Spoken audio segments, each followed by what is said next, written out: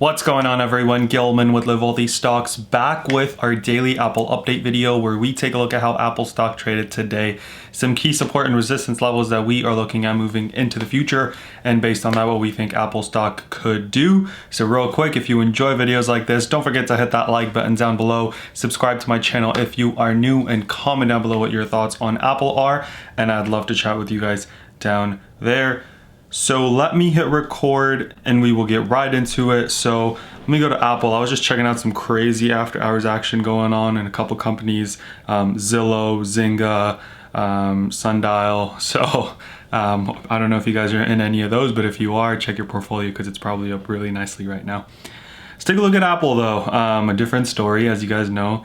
So yesterday we were hitting up against this 136 level, and that was kind of the key for us to see, hey, do we establish that as a little bit of a base, or do we, push do we establish that as a little bit of a base and then start to push up, or do we just break through that and then we potentially, start to fall again? And we saw the latter happen. Now, I will say this, at the beginning of the day, the market did look like it jumped off a cliff there for a second, right? You can pretty much go to, all the major indexes, right? The Dow actually ended up positive, but say like right there in a matter of like minutes, right? We went from, the 314s to the 312s, 300-point drop, right? Same thing with the NASDAQ and S&P. So Apple was no different there. As a matter of fact, a lot of stocks looked pretty similar, right? You take a look at Tesla, it was pretty bad too, as well as NIO. So Apple was no exception there. Ended the day a little bit red. So what happened was, we looked like we were maybe starting to head up just a little bit and get that bounce off of this 136 level, and then that fall happened, which put us both below VWAP and below the 136.05, and from that point on, we didn't really have the strength to come back at that. So here we see a VWAP rejection, came right back down and then pushed up, and at that point we made it above the VWAP, below the VWAP again, and then kind of closed. Pretty flat from kind of where we started this low run there, right? So let's take a look at, what we have coming from a level of support and a level of resistance. Before that though, I want to cover some things really quick. So, we keep seeing these, news around what could happen with the car news. So a couple days ago, it looked like the Hyundai deal was, all but done. And then, we got some news that, hey, maybe Hyundai isn't as excited as we thought they would be. And so what happened there was, we got news that Apple was upset because of what Hyundai had leaked. And we got that Hyundai wasn't happy because they thought that, this isn't something they maybe want to do. So now every day, pretty much, you guys, we're going to get rumors about, you see here are candidates to watch for the Apple car, right? Should Apple do a partnership with Tesla, Ford, or GM? They're just going to keep naming, big car companies. And look, if it's a company like GM or Ford, right, their shares are definitely going to rise, but it's all very, very speculative right now, right? I think there was one here that said they could do it with Renault, which is a French automaker. So we're going to keep getting news like that, and it could spike on something a little bit more definitive, but, I would not I don't know when that news is going to come out, so I wouldn't necessarily buy anything to indicate a move upward, if that makes sense. Let's take a look at our future levels of support and future levels of resistance coming up. So what we see here is, again, a break of this level right here. So on the downside, what we have coming up is a little bit of a, let's see where my EMA is at.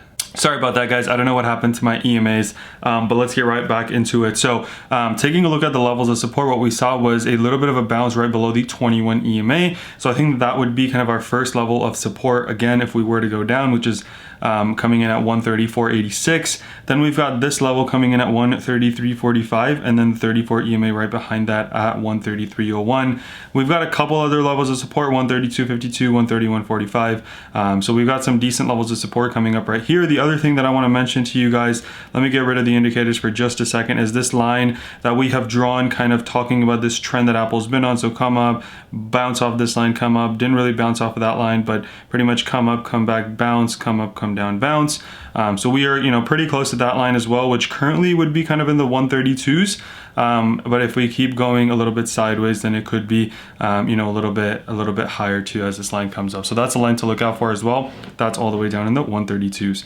So that's what we have from levels of support. Again, 21 EMA, 134.80s, 133.40s, 34 EMA, 133.01, and then 132.50s. So that's what we have coming up from a level of support, you guys. From a level of resistance, you know, really our next level is this 138 level, but you know, to get there we have to break the high of today and the high of yesterday since we've made lower highs.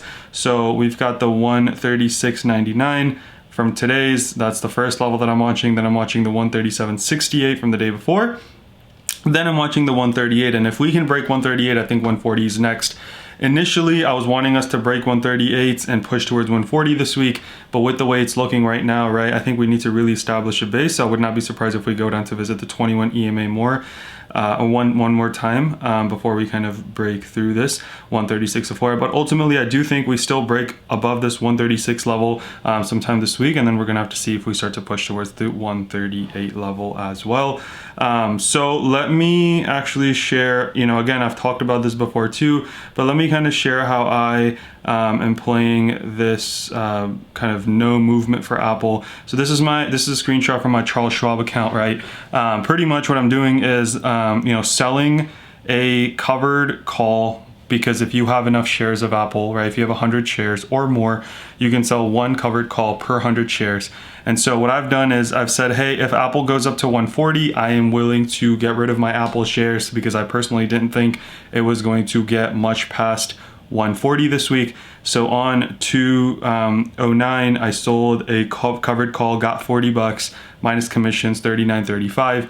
Yet last week I didn't sell it on Monday, I sold it on Tuesday, so I got 35 bucks, right? And as you can see here, it expired because Apple didn't go above 140, so I got to keep the $40. It's not huge gains, right? But if you, and I mean, and this is me being super conservative, right? Because I don't want to get rid of my Apple shares, so I'm going to like the 20 delta, which means there's a 20% chance Apple goes to that level. If I sell a 139 or 138 call, I could get even more money, right? So that's one way to make money. It's not a lot, again, it's 40 bucks, but 40 times 4, you can make, you know, $150, $160 a month by just doing this strategy.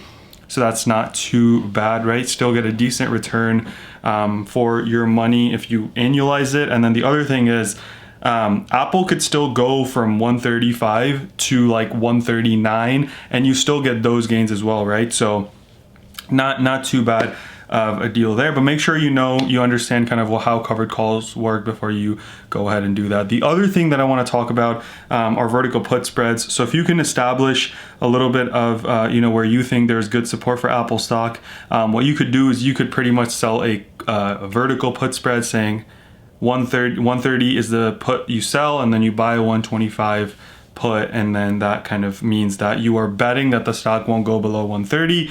In return, you will get, you know, a little bit of credit that if Apple by like, you know, mid-February, mid-March, depending on how far you go out, if Apple is above 130, you get to keep all of it. If it's below, you get to split the difference. So again, those are two strategies. If you have any questions on those, drop it down in the comment section and I'd love to chat with you guys down there. Apple hasn't been trading super well, but I think, you know, there's hope for a little bit of a reversal.